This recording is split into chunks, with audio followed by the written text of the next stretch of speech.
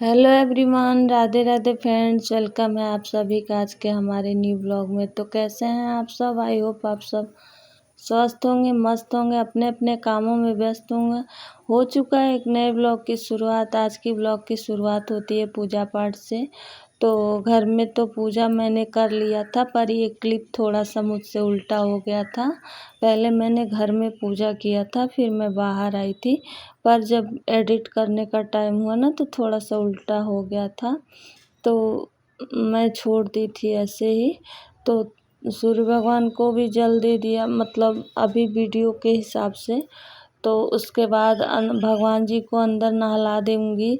तो जितने भी पीतल के विग्रह हमारे पास है ना, सभी को नहला देंगे। अभी ब्रह्म मुहूर्त हो रहा है, अभी 4:30 हो रहा है। और आज मेरी आँख बहुत मतलब जल्दी खुल नहीं गई थी। मुझे नींद ही नहीं आई थी रात को। लाइव वाइव आने के बाद से ना खूब ज़ोरदार बारिश हो रही थी और खूब तेज़ हवा चल रहा था। तो जब बहुत तेज़ रात को हवा चलता है ना, तो पता नहीं क्यों मेरी आँख खुल जाती है उसी टाइम। भले गहरी नींद में मैं सोई हूँ तो क्या है, लेकिन बहुत तेज़ ज़ोरदार हवा चल रही थी, मतलब चीज़ें गिर रही थी। तो इस वजह से दरवाजे बहुत तेज़ शोर कर रहे थे, तो इसलिए ना मैं उठ गई थी। उसके बाद मुझे पता नहीं क्या हो जाता है ना, नींद ही नहीं आती है। मेरी बहुत आदत ख़राब हो गई है। तो उठ गई थी मैं, बहुत देर देखते देखते मैंने ब्लॉग एडिट कर लिया। फिर भी मतलब तो फिर मैं उठ के काम करने लगी। और अच्छा हुआ कि मतलब मैं अच्छे से उठ गई, सारा अपना योगा मेडिटेशन कर लिया, झाड़ू पोछा कर लिया। तो छत पे उस टाइम ना इधर बहुत तेज़ बारिश हो रही थी। तो पूरा मतलब मैंने ना पानी पानी हुआ था, तो पूरा पानी मैंने अच्छे से झाड़ू से पूरा लगा दिया। तो जब पानी वो हो गया, बह गया, तो फिर से हवा चला तो छत सूख गया। अब बहुत देर पहले की मतलब मैं काम कर रही थी, तो मैं झाड़ू पोछे का आज कुछ भी शूट नहीं की हूँ और सिर्फ नहाने धोने पूजा पाठ से स्टार्ट की हूँ। तो सारा काम मुझे कम से कम आज ना 1.5 घंटे लगे थे काम करने में। झाड़ू पोछा, फूल वगैरह ये सब की मतलब ये काम, फिर मैंने अपना मेडिटेशन, योगा बहुत अच्छे से किया आज सब कुछ। उसके बाद अभी देखिए नहा के आ गई हूँ, फिर भी अभी 4:30 ही हो रहा है। तो किसी किसी दिन हो जाता है ना कि आँख नहीं खुलती है, और किसी किसी दिन ऐसा हो जाता है कि नींद ही नहीं लगती है। तो यही होता है, तो फिर सर दुखने लगेगा मुझे। तो भगवान जी इतने सुंदर से लग रहे थे ना, सच बताऊँ तो सुबह सुबह भगवान जी को देखो तो इतना अच्छा लगता है ना। तो हमारी सुबह की शुरुआत, रात का एंड तो भगवान जी से ही होता है। तो भगवान जी को बिना देखे तो चैन ही नहीं मिलता। वो मतलब सच बताऊँ तो घर मंदिर सा ही हो गया है घर में। मतलब सुबह उठते ही भगवान का दर्शन, और सुबह शाम को रात को सोते हुए भगवान का दर्शन। तो मंदिर तो डेली नहीं जा पाता, पर हम घर को ही मंदिर बना दिए हैं अपने। तो उसके बाद मैं आ गई थी ना, और आज हस्बैंड को जल्दी भी जाना है। तो फिर पूजा पाठ करके आ गई थी, तो मैं सोची थी कि मैं क्या ही करूं। तो मुझे अभी एक ब्लॉग और एडिट करना है, पर लाइट अभी कट जाएगा ना, तो मैं सोची हूँ कि चाय बना लेती हूँ और एक तरफ आलू रख देते हैं। तो और जो पीसने वाली चीज़ें हैं ना, दाल पीसनी है मुझे, चटनी बनानी है, तो ये सब पीस के रख लेती हूँ। और फिर मैं एडिट करूँगी ब्लॉग, और फिर टाइम से फिर बनाऊँगी खाना। लेकिन क्या हुआ, फिर हस्बैंड बोले मुझे जल्दी जाना है, तो फटाफट से मैंने पहले काम निपटाया। तो यहाँ मुझे बनानी थी मूंग दाल के चीले। तो मूंग दाल के चीले के लिए मैंने पहले धनिया पीस लिया था, धनिया की चटनी। तो धनिया की चटनी में मैंने डाला था जीरा और अदरक, हरी मिर्च और लहसुन मैंने नहीं डाला था, क्योंकि भगवान जी को भी भोग लगाना था। और उसके बाद से फिर से मैंने दाल पीसना शुरू किया। तो दाल में भी डाले थे जीरा, अदरक का एक टुकड़ा और हरी मिर्च डाल के दाल पीसे थे। तो धनिया की चटनी भी बन गई। और जो मीठा अचार मैंने बना के रखा था ना, उसी को मैं बस पीस दूँगी, तो मेरा मीठा चटनी हो जाएगा। तो ये तीनों तैयार करने के बाद से और यहाँ कद्दू की सब्ज़ी काट के रख लिए हैं। कद्दू की भुजिया सब्ज़ी बनानी थी मुझे, तो और आलू बॉयल कर लेंगे। तो मैं स्टफिंग वाले चीले बनाऊंगी मूंग के, जो जैसे आलू पराठे बनते हैं वैसे वाले। तो फिर यहाँ उसके बाद से जब आलू बॉयल हो चुका था ना, तब तक चाय भी बन गया था, तो चाय छान लेते हैं। और इधर दाल रख दिया है ताकि वो भी बन जाए, क्योंकि हस्बैंड जल्दी जाने वाले, तो फिर अगर मैं बैठ जाऊंगी ना तो फिर लेट होगा। अब मैं सोची हूँ तब मैं बना लेती हूँ, बोल रहे हैं मुझे 7 बजे से ही जाना है, तो फिर मैं सोची हूँ कि मैं बना लेती हूँ पूरा, तब जाके ब्लॉग एडिट करूँगी।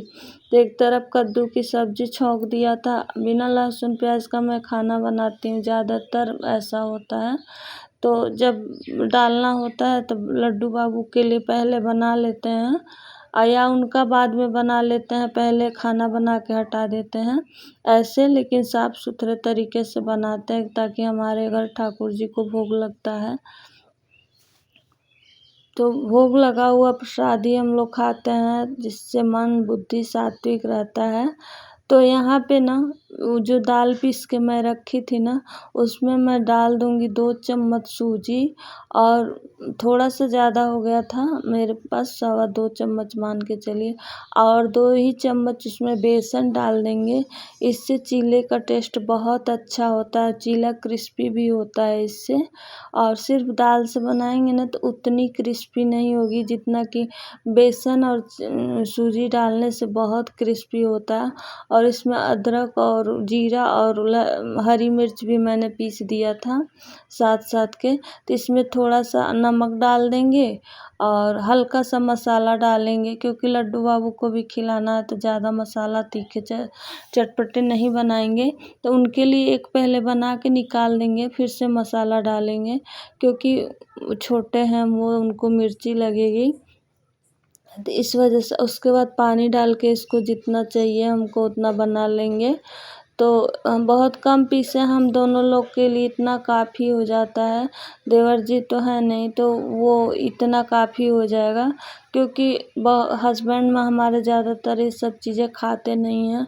अगर बहुत कोशिश किया था तो एक खाए थे, और उसके बाद लड्डू बाबू को भोग लगाया था, और उसमें भी एक चीले मैं खा पाती हूँ, क्योंकि ये बहुत मतलब हैवी हो जाते हैं।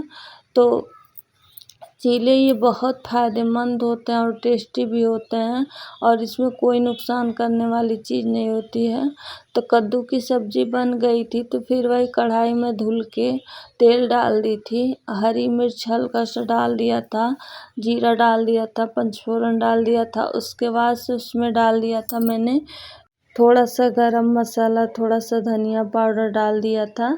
और उसके बाद जो आलू मैंने बॉयल करके रखे थे ना, तो नमक वगैरह डालने के बाद जो आलू मैश करके बॉयल करके रखे थे उसे मैश करके डाल देंगे, और थोड़ी देर चला देंगे। तो जब आलू नमक वगैरह सब कुछ मिल जाएगा ना, तो फिर इसको जैसे आलू पराठा बनाया जाता है वैसे इसकी स्टफिंग तैयार हो जाएगी। और जो चाहे उसमें प्याज भी डाल सकता है, पर मैं प्याज अगर लड्डू बाबू को नहीं खिलाना होता तो डालती, लेकिन नहीं, उनको खिलाना था, तो मैं सोची इतना सुबह टाइम नहीं होता है कि अलग अलग बार बार बनाऊं।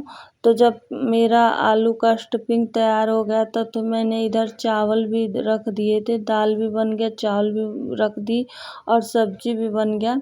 तो मैं आज रोटी नहीं बनाऊंगी, क्योंकि यही चीले हो जाएंगे।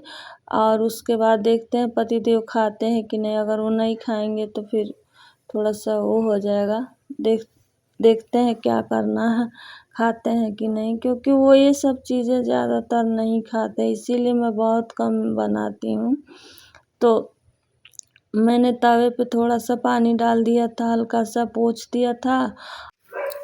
उसके बाद दाल के बैटर को अच्छे से फैला दिया, और थोड़े से छोटे बन गए थे, तो थोड़ा सा मुझे बड़े बनाने चाहिए थे, तो थोड़ा सा छोटे बन गए थे। तो उसके बाद एक तरफ से सिक गया था हल्का हल्का ना, तो थोड़ा मैंने घी डाल दिया।